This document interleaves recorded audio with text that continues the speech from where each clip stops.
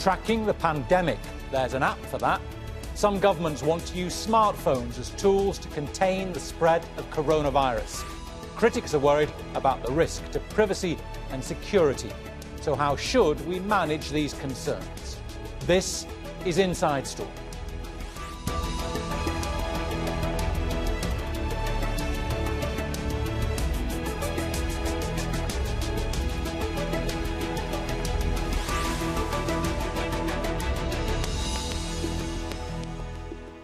Hello, welcome to the programme. I'm Bernard Smith. To try and stay ahead of coronavirus, governments all over the world are looking to smartphone technology. Many are using or developing apps that track our movements. These will let us know if we've been close to an infected person. Tracking and tracing software will become even more important as countries start to ease lockdowns. But critics are worried about potential breaches to our privacy and security. We'll bring in our guests in a moment. First, this report from Sarah Clark in Hong Kong.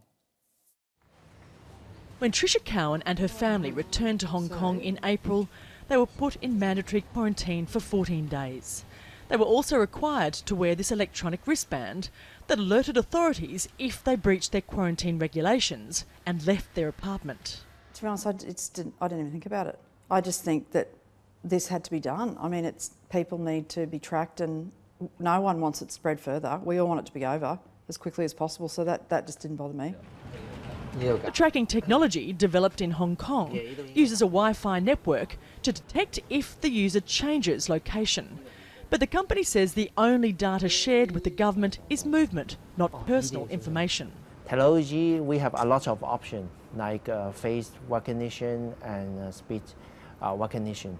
But using this way, the government will be alert when the user left their home, but at the same time, it protects their whereabouts.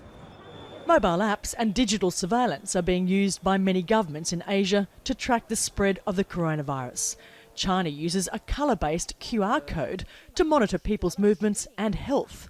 In South Korea, overseas travellers who don't download a government app are refused entry. I think it's a key part in terms of infection control, in Asia especially, using this technology to track down these people and putting them into quarantine. So it is probably one of the most important reasons why we are doing better than other parts of the world.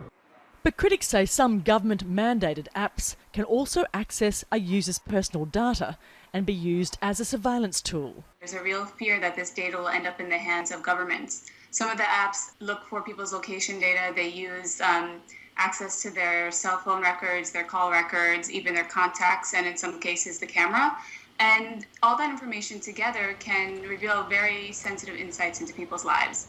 Two of the world's biggest tech giants, Google and Apple, plan to embed new features in their devices using contact tracing technology.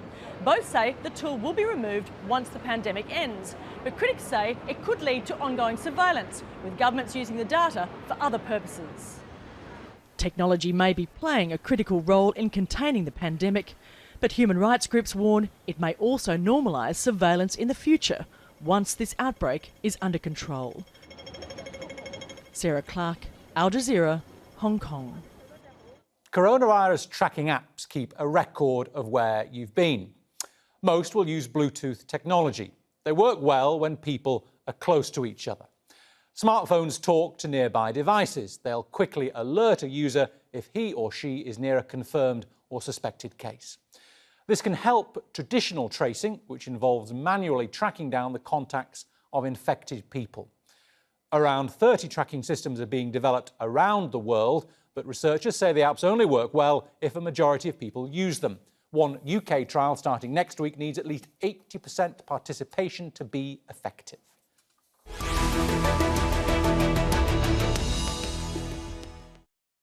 Let's introduce our panel. In London, we have Michael Veal, a co-developer of the privacy-preserving COVID-19 tracking system called, that's DP3T, and fellow at the University College of London. In Enschede in the Netherlands, we have Nolan Geerts, an assistant professor at the University of Twente and a technology ethicist. And in Brighton, also in the UK, Joshua Moon, a research fellow at the University of Sussex. Welcome to you all. Joshua, I'll start with you first, if I may. any evidence that these apps work? I'm thinking of the ones they've been trialling, using already in South Korea and Singapore, for example. Well, to some extent, there is some evidence that these apps are useful in enabling contact tracing. I think South Korea and Singapore are good examples for how these apps could work, but the important fact of both South Korea and Singapore's examples is that they have both been supported by very intensive human contact tracing programs. And so there is little evidence that they work on their own and would require quite extensive support from human contact tracing to be able to work in other contexts. Michael, are these apps much use on their own, or does it need a whole package of measures? Oh, certainly needs a whole package of measures. Firstly, in our particular protocols, which are the protocols in which the Google and Apple proposal for this are based, we assume that you have good access to testing. That's the first thing. You can't notify someone if they are at risk and potentially let them use that notification to go into quarantine without really knowing that there was a real danger of them being exposed. And secondly, it's really important to say these are no silver bullets. These are not a replacement for manual contact tracing. The real benefit of them is that you might be able to catch someone who you didn't see that was behind you on a bus, or that you weren't really aware you were spending a lot of time with and couldn't remember or didn't know the identity of. And because the virus spreads really fast, this is a complementary measure, but on its own will not be helpful. Nolan, it all sounds fairly harmless, doesn't it, at first look, at apps that will help us either stop getting coronavirus or stop it being spread? Yeah, I think the issue is not just about will it work, but what does working mean? So, for example, if we come to rely too heavily on apps, even if, as the others have said, this isn't a silver bullet, it still leads us to become perhaps complacent on the idea that we will develop better and better apps, so we have better and better technological solutions, meaning that rather than take the sort of social steps necessary to really prevent coronavirus-like crises happening in the future, instead we just rely on technology companies to do that for us. I mean, Joshua, we are looking for a silver bullet, really, aren't we? Whether it's in a vaccine, whether it's in an app, we all want something that will help us get back to normal. Is this going to be the quickest way for us to get back to some sort of normal living? I think to look for a silver bullet is understandable in a situation like this. You're looking to get out of a crisis as fast as possible. But I think Nolan's fully correct that we have some level of possible complacency that we have to watch out for when looking for these kinds of silver bullets. And can this app help us to get out of the current crisis, the current lockdown faster? Possibly. But as Michael has already said and as Nolan's alluded to, this has to be combined with traditional contact tracing measures, patient isolation, increased testing, these kinds of things before we can even consider it to have been successful or useful in helping us get out of lockdown. Michael, without going too deep into technology, we don't want to put people off with going deeply into technology, explain how centralised and decentralised apps work and the difference between them, because you're looking at this decentralised version of the app. Yeah, certainly. So effectively, the task is to say that anyone who has been close for maybe 10, 15 minutes to somebody we later learn is infected should have an app notify them that that was the case, and maybe their phone number can be passed to the health authorities, or maybe they can call the health authorities. So that's the task. The question is, how do you do that? And there are two main ways. A very simple way to do this, but not one that is very privacy preserving, is called a centralized system, where effectively a server, which is a computer run by a government or a health authority, gets access to a network of who saw who, and then analyzes that network and sends notifications to people who are at risk.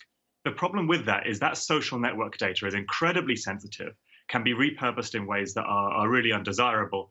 And this is not anonymous data at all, because by definition and by design, the health authority has to be able to take every little node in that network and say, I'm going to work out who that is and contact them. So it's not an anonymous system.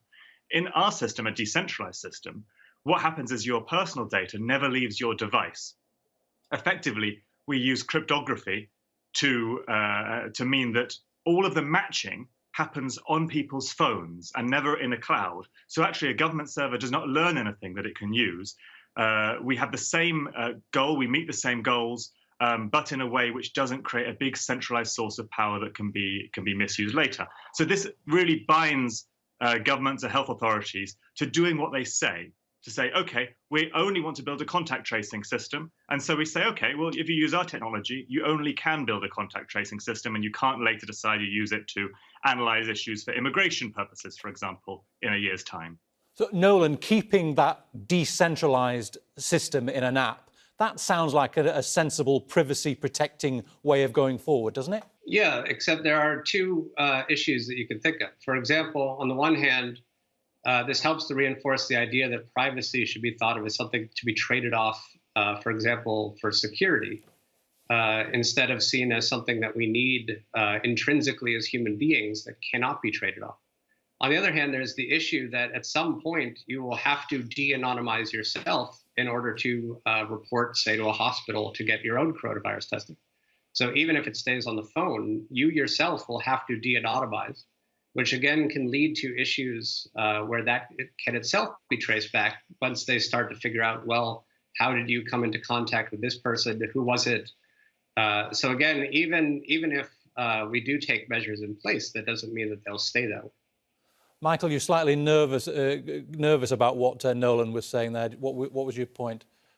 Well, one point is that in the system we built, there is no personal data that is collected in the cloud. And so if we think of privacy more broadly, I totally agree.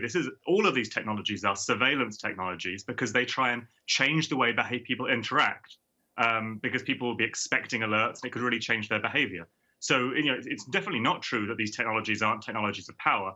But we've designed privacy into it much more than a centralized system. And the last point, again, totally correct that you would be alerted, so therefore you could go and get a test or take further action. But that is firstly the same with manual contact tracing. And secondly, there is no way for the health authority to actually learn who infected you in this situation, because that's not necessary data. So we've removed that ability. And that's because there is no way to learn this social network of society. So all the health authority would get, if they set it up this way, is a constant list of call these people, or potentially, as we personally suggest, a notification that says, could you call us? They don't get the social network, which is the really privacy invasive part we see. But it doesn't mean these technologies aren't technologies of power and that we should be considering in a democratic society very carefully. Joshua, when the overriding concern seems to be to stop people getting coronavirus, to stop the virus spreading, how prepared should we be to compromise our privacy? In part, it comes down to a question of collective benefit versus individual risk. So there's always going to be a risk with in-person or human contact tracing that the state or the government will be aware of who you are, who infected you, and who you have gone on to infect. The key question is, to what extent are we willing to accept that individual risk for a collective benefit of stopping coronavirus? I think we have to be quite wary of what we do allow, particularly because as we've seen in places like West Africa with the Ebola crisis, as we saw with World Health Organization actions throughout the past sort of 15 to 20 years, if you allow something to happen in a crisis, whether or not that gets then revoked or whether or not those risks are reduced after the crisis is not necessarily a given. And so I think while the technology may or may not be overly necessary as part of a contact tracing for a large population, there still has to be a question of how do we limit the power that these sets of data actually have over the populations. And so this has to be done with great care and compassion. Nolan, we find ourselves stuck between a rock and a hard place, don't we? We're going to have to give up some privacy to try and get on top of this. Well, there's also the issue, of course, that this is relying on mobile phone technology. So there will be large swathes of the population left out of this. The homeless, for example, children, people in prisons, people in immigration centers. So we do really have to take seriously the idea that this is going to only talk about a very select select sliver of the population for whom, because they already have smartphones, already have a pretty diminished sense of privacy concerns anyway, just from having Facebook on their phone.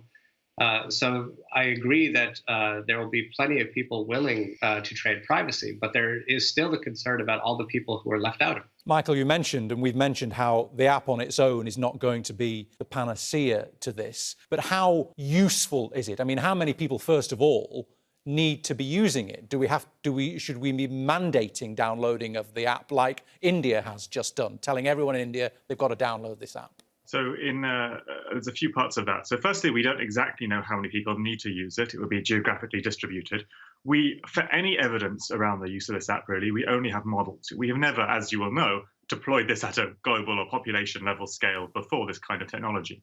So we are really doing this as an experiment to work out if it could be useful while having some simulation evidence. But the simulation evidence indicates about 60% of people who are in the population in maybe a geographic region would need to use this application for it to have the serious effect that the simulations indicate it could.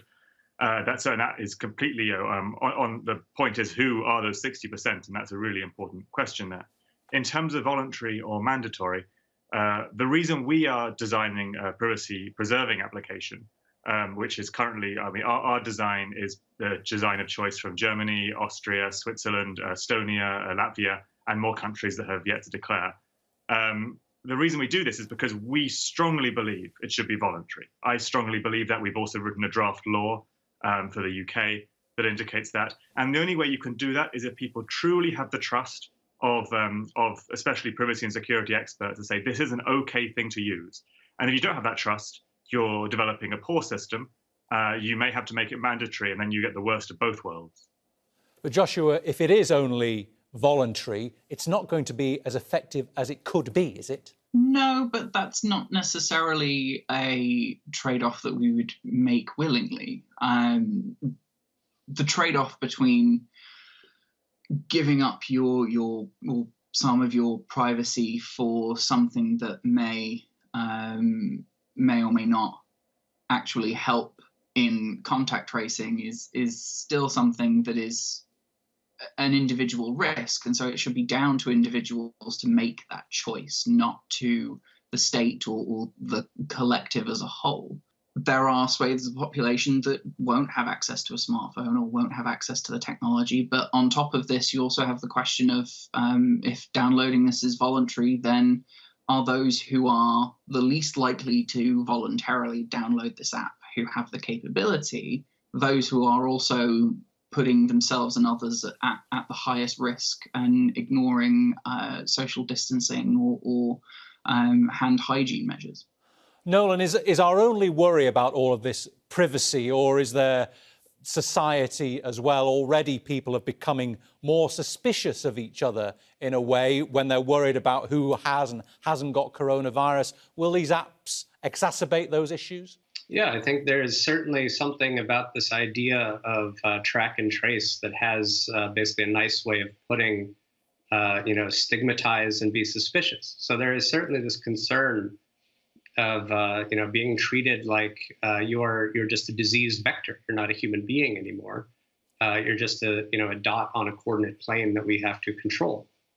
And I think this is, again, part of the problem of relying on technologies, is that they turn political issues into engineering issues. So rather than be concerned with issues like solidarity, we become issues with things like Bluetooth sensitivity. Michael, that's it, isn't it? I mean, it doesn't turn us into spies, but it turns people into being suspicious of other people when they have these apps, doesn't it? To some degree, yes, but so does manual contact tracing, I'd say, and so does this whole situation where we find ourselves in general. I think to some degree we can't avoid that, but we also have to face up to the fact that interventions such as apps may make that particularly worse. These open up important questions. How do we dismantle this kind of system once it's created? One of the purposes that we build this system is purpose limitation by design. And the idea being is that you stop function creep, you prevent certain kinds of suspicion being easily facilitated, so that, for example, the state doesn't have a database they can analyze in great detail. It's really a known quantity, it's a known way of triggering risk or not triggering risk. And I completely agree with everybody else on the panel that these are technologies of power, and we must be very, very careful, because they will only help in some ways, if they do help at all, and they may only help some people. Our motivation for designing this system was do no harm. We saw the huge train of political energy towards making apps at all, and said, look, this is happening, it seems to be happening. What we can do is at least ensure it happens in a very, very completely privacy-preserving way. And that doesn't solve all the societal problems, definitely not, but it is one piece of the puzzle. Joshua, to use Michael's word, will we ever be able to dismantle these apps? Once they're on our phones, they're going to be hard to get rid of, aren't they? The governments could make us carry, I don't know, immunity certificates. It's going to be very hard to get rid of them, isn't it? To some extent, yes. I think Michael put it quite well, this idea of function creep. There are, regardless of whether or not it's built into the technology, there are still individuals who are using the technology and using the data that it produces. And so the question still remains of whether or not, after the crisis is over, is there going to be some sort of function creep where the technology is used for a different purpose. We've seen this happen already in other areas, and so it's just a question of ensuring in not just the technology, but in the legislation and the processes within which the technology is used, that everything is limited as much as possible. And I think a lot of that is not necessarily down to the technology, but how we use it as part of a package of political, legislative and social responses to the pandemic. Nolan, how do we make sure that once these apps have served their useful function, governments will get rid of them? Yeah, I think this is a problem that we can't be sure. I mean, this is part of the issue that was already being discussed 70 years ago by Jacques Ellul, this idea that technology and democracy don't really mix, insofar as if citizens don't understand the technology, then they can't actually invoke their rights as citizens to actually make these decisions. In ethics, this is typically discussed in terms of informed consent. And again, the issue is, how informed are we really? And part of my concern about how we talk about privacy is we're treating it as if everyone has the same sense of what privacy means, without realizing the degree to which apps and devices reshape what we mean by privacy. It's in the same way that Facebook, for example. So we don't talk about whether it's violated privacy. We talk about how it's completely redefined it. And again, these apps will do something similar. So the issue isn't how these apps will let us get back to normal, but how they'll give us a whole new sense of normality with invasiveness baked right in. Michael, just quickly, when you're developing these apps, is there a risk that you look at that people might become complacent of taking care of other issues if they come to rely on an app too much? Maybe not washing their hands as much, not wearing masks, that sort of thing? Yeah, that's certainly a risk. We don't see that so much as a risk that we as developers can do much with. This is a risk for the public health authorities to make sure a balance. We are obviously aware, and there's been a big debate for any of the viewers that have been following it, about the particular types of apps and how this has been working geopolitically. For example, at the moment on the Northern Irish border, two incompatible systems appear to be emerging.